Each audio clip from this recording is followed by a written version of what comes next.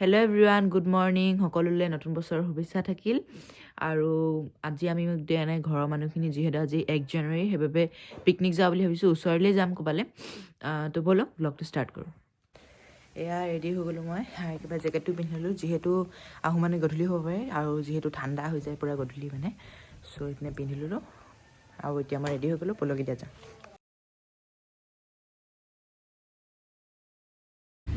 এতিয়া আমি বৰবৰুৱাত ৰখিছোঁ, যিহেতু এতিয়া সৰু সুৰা বজাৰ কৰিব আছে। আৰু এইফালে এতিয়া পকৰি কিনি আনিছে, আৰু এইফালে এতিয়া আমি পালোহি।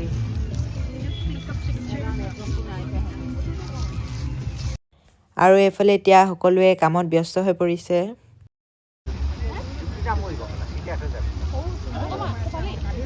এইফালে এতিয়া চবে কাম কৰি আছে।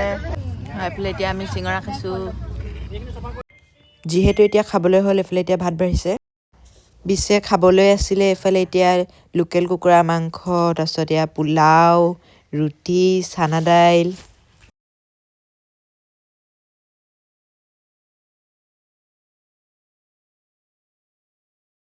তো এতিয়া আমি এয়া চবে যাবলৈ ওলাইছে। আৰু আজি ব্লগটো ইমানে, বাই বাই।